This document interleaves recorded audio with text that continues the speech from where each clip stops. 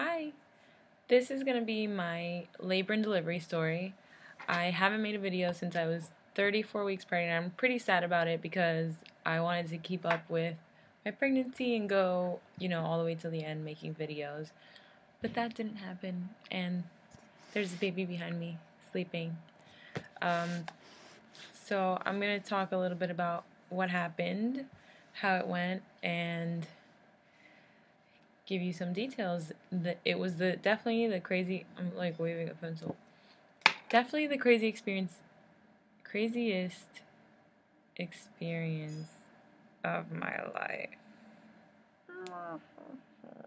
Anyway, so when I was 39 weeks pregnant, I went to the doctor and they told me I was 1 centimeter dilated, but the baby hadn't dropped and I wasn't really going anywhere with that. Mind you, I was doing yoga every weekend. I was walking a lot. I was like super determined to get the baby out because by that time, like, it's too much by that time. So I was 39 weeks on a Thursday, and I don't know if I went Thursday or Friday to the doctor, whatever. I was 1 centimeter. On Monday night, I went for a walk around the block with a friend, and I started getting like crazy contractions.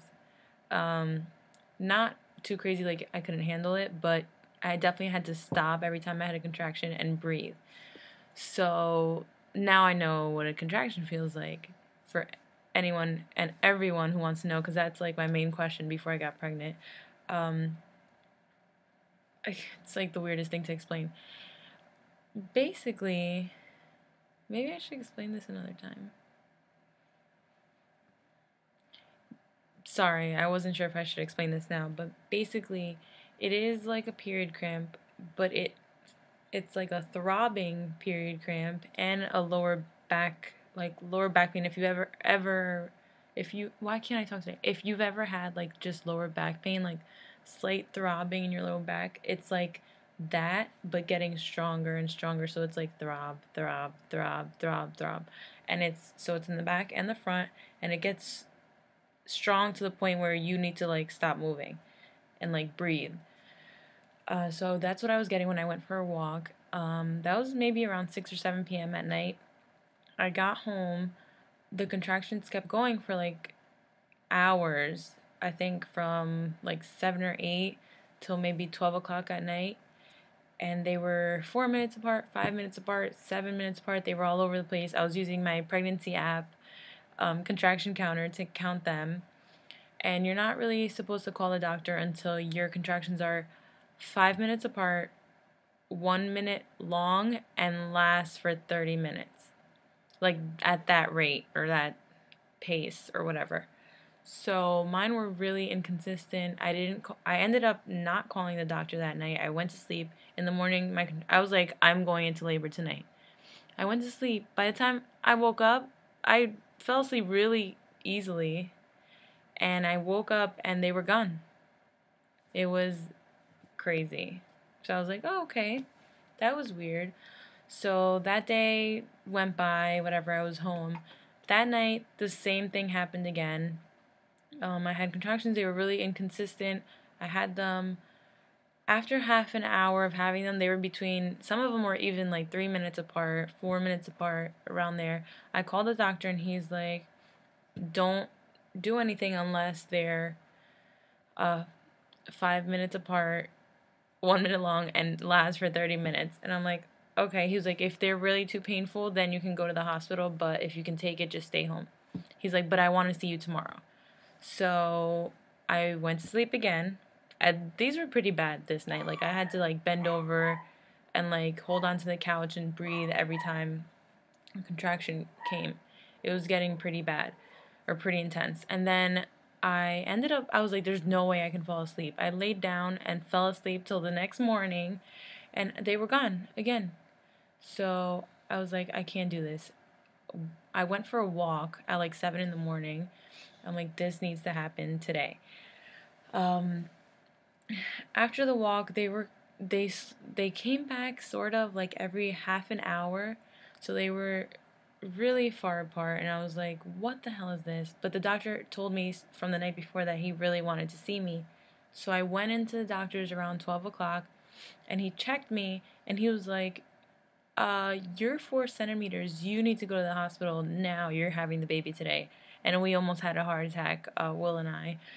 And we went to the hospital. I think I got to the hospital around 1 or 2. And I was freaking out because you want it so bad at the end, but then once they tell you you're gonna give birth today, it's like anxiety attack. So I went to the hospital. I was there. Oh, and the doctor was like, "Your water is about to break. It's gonna break any second." And I'm like, "What? 4 centimeters? I was 1 centimeter 2 days ago, so I have no idea." I got to the hospital, and my whole experience, it's an amazing thing, but for me it was just like a traumatic experience. I had never been in a hospital before. I've never gotten an IV before. I was so scared, and I had it in my mind the whole time that I was gonna try not to get an epidural. That was like the one thing that was in my mind. I went to yoga. I did so much like breathing and practicing to try to do it without medicine, and I hate hospitals and how they stick you with all this crap. Yeah, well, that went out the window, which I'm sure it happens to a lot of people, but it sucks so bad. So I got to the hospital. I'm surprised Noah's not waking up because he's right behind me, sleeping in the crib. I got to the hospital, and they put the IV in me, whatever. We were monitoring my contractions, which were really light, and like I feel like it was like once or twice an hour. And we were there for a little while, and I thought my water broke because, like, I'm telling you, like an ocean of warm or hot liquid, clear, like water comes out of you. There was a puddle on the bed, basically. And the nurse came in and she's like, "Yeah, your water broke." I'm like, "Wow, okay." They're like, "Now your contractions are going to get really strong." Whatever. I was there for hours. My contractions did not get stronger. I think they might have even slowed down. And I'm like, "Can you call my doctor? Can he come here?" Because the doctor doesn't come till like last minute. So then my doctor got there. That water thing was around 2, and then by 7 p.m., my doctor was there, and he checked me. He was like, "Your water didn't break." That was like a pre-water thing, which I don't even know what that means. That lets out like some of the water, but not all the water. I don't know. So he breaks my water, and then like 2 oceans come out of really like hot, warmish, like what? It's like the craziest thing. I was in the bed, but whatever. So then he's like, I don't have an epidural at this point. I'm still just like hanging out there. And then I get like 2 of the craziest contractions. Like you can't even explain how they feel. It was like 10 times what I was feeling the night before at my house or anywhere. Like that pain started throbbing and throbbing, like it wraps around your stomach and your back. And it was to the point where I was like holding onto the table. You don't know what to do with yourself, basically. I was holding onto the table, and tears were just running down my face and shaking. Like it's so strong, it makes your body shake, and you don't know how anyone could ever handle them. And to everyone who has done it like naturally with no epidural, I don't know how. I really I'm good with pain and everything.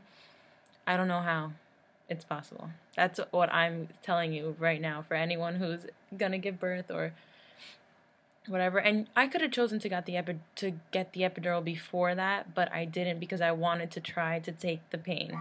So I might have you don't have to feel anything if you really don't want to. So when like 2 contractions hit me that hard, I like lost it. I was like, I need an epidural, and I just felt so defeated. It was horrible. It was horrible. It was bad. So then they come in, they give me the epidural, and I don't feel anything after that. You don't feel drowsy or anything. It doesn't mess with your like mind or brain. or personality, you're just not in pain anymore. The only thing I felt was my stomach tightening every time I had a contraction. So I could still tell when I was having a contraction, which was good according to the doctor, so I would know when to push at the end. I'm going to stop this first. Okay, so after I got the epidural, this was my whole thing with epidurals and medicine and everything that I've watched documentaries and everything. I did not want an epidural. So I got the epidural. After that, it was just kind of waiting around till you get to 10 centimeters. I think I was 5 or 6 centimeters at that point when those crazy contractions hit. So my contractions started slowing down even more. And then the doctor said, you know what, I don't want you to end up having a C-section. I don't want labor to slow down, because that's what the epidural kind of does, is slow your labor down, which I hate. Then they gave me Pitocin to speed the labor up. So they put Pitocin in my IV, hours, and nothing happens. Okay, it's not speeding up, nothing's happening. And I go to move my arm for something, I forget what I was doing. I was in bed. After you get the epidural, you have to stay in bed, you can't walk around. So I was in bed, I went to move my arm, and my arm was like this big, like swollen, and I touched it, and it was ice cold, like a big cold rock. So Will looked at me, and he's like, push the button. So there's a button to call the nurse when you're like, anything happens. So we push it, and they come. The Pitocin, it was I think it's called infiltrated, when your IV gets infiltrated. The IV wasn't going into my vein, it was going into my arm, like under my skin, which was, I feel like the nurse was at fault for that, but maybe I don't know anything about the medical field, so I could be wrong, but I think they messed me up. If I'm wrong, whatever, but it was bad. So my whole arm was like messed up, and it was black and blue like for days after this, but they put a new IV in my other arm, started Pitocin again. Within like an hour, I started getting this crazy pain. This is the craziest part and the weirdest part of the story. Every time my contractions were like maybe a minute or two apart, and the nurse told me, when you have to use the bathroom, when you feel like you have to use the bathroom and you can't hold it anymore, like it's so painful that you can't hold it, then let us know, because then it's time to push. And I was like, dude, I already gotta go. Like, I already feel like I gotta. She's like, no, you can't go. First of all, you're not allowed to go to the bathroom. And second of all, she's like, that's the baby pushing down, but you can't tell me that until you really have to go. And I'm like, no, I really have to go. And I thought it was bad what I was feeling. No, it got like 700 times worse. So, it sounds so bad, but it wasn't bad overall. But, so then these like shit pains, as I call them, started happening with every contraction. So I was still kind of feeling the contractions because I didn't press my button for more epidural, which my doctor told me not to do, because then you might not feel yourself pushing at the end. You have a greater chance of tearing. It's a whole bunch of stuff. Google it. Seriously, don't press the epidural button unless you're really in pain. He said if I was really in pain to let him know, and then we would figure out what to do with the epidural. But so I was still kind of feeling like really light contractions. So every time the contraction came, I got like a crazy shitting, like you feel like your shit, not to sound weird, like it's gonna come out now. So they're like, I assure you don't have to shit, it's the baby's head pushing down. And I'm like, okay, but this really, really hurts. So they let me go through that pain. Every time the contraction came, it got worse and worse, till the point where I was holding onto the plastic thing on the side of the bed, shaking and crying, because that's how strong the shit pain was. Sounds crazy, but so the last one that I got, tears were just coming out of my eyes, and I was like, please call the doctor. I can't take this pain anymore. He came in, he took one look at my face and knew that, like, it was serious. And then he checked me and he was like, "You're 10 centimeters. We have to push now." This was like at 12:45 a.m. already. So I had been there since like 2 o'clock. My water broke at 7. Got Pitocin a little later, maybe 8 or 9 or 9-ish. And then, or maybe even 10. And then this was time to push like 12 something. So we started pushing.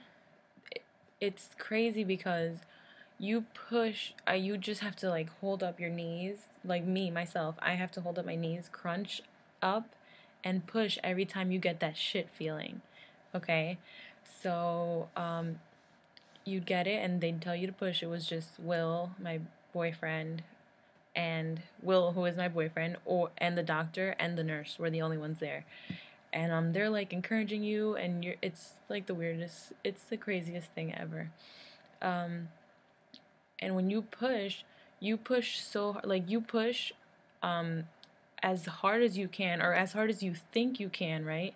And you feel like inside you feel something like pushing up, and you realize that you just gave your hardest push ever and it wasn't enough. You feel it's like it's the craziest thing ever. You just feel like you need to push so much harder than is even physically possible. So the doctor told me before this that I was probably going to be pushing for around an hour since I'm a first-time mom. And actually, in a few pushes, I think the first push, the doctor was like, "I see the head." And I was like, "What? That's crazy." And it's like tears and my legs were shaking. It was crazy. And a few pushes later, the baby came out. And it was a total of 15 minutes pushing, which is like super awesome. And he came out and he was fine. And that was at 12:55 a.m. He was born on my due date. So I wasn't a second late. And I think that's because I walked and did yoga and the baby's moving and did a lot during my pregnancy. But after that, everything went really well. I didn't tear or anything. I did get, like, I don't even know if this is too much information. I did get random, like, stitches. I think I got 3. They were just, the doctor said the baby might have cut me, like, with his nails on the way out. Sounds pretty crazy. But I didn't tear, which was like, that was the first thing I said when he came out. I'm like, "Did I tear?" And he's like, "Can you give me a second?" I'm like, oh my god, that was the hardest thing I ever did in my life. It was crazy. And then they put Noah on my chest, and Will said I turned into like mommy mode, and I was like, "Baby, it's okay." It was like the craziest thing ever. And if you ask him, he'll say the same thing. But yeah, then we stayed a few days at the hospital and got to go home. It was crazy. There's so much more to talk about, but this is going to be a super long video already. So I'm hoping to keep making videos and kind of explain more. This was a whole crazy experience for me. The weeks after the giving birth, breastfeeding. There's so much to like learn. Someone just opened the door on me, and people hearing me make videos like freaks me the hell out.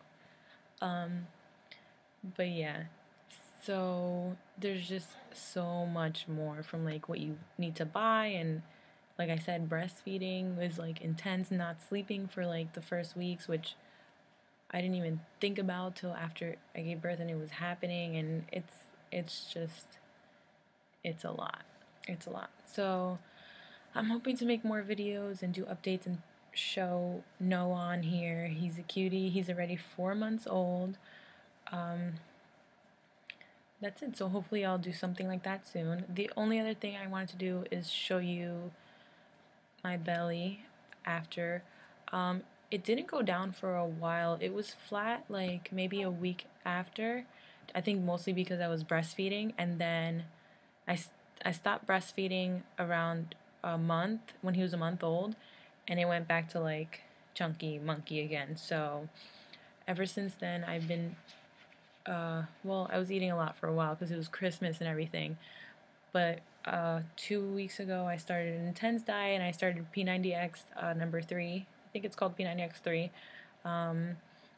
And now I'm trying slowly, or starting to see some results, but it is weird. Oh, and I ended up not getting really any stretch marks. The only one I have is one where my belly button was pierced. And then I also have stretch marks like on my butt for some reason from the pregnancy, which is very odd, but whatever. So let me just show you, and that's it.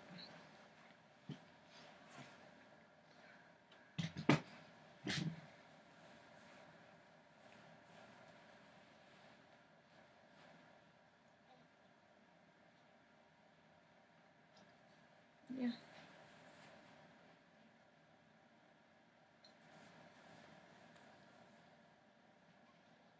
That's where my belly button ring was, but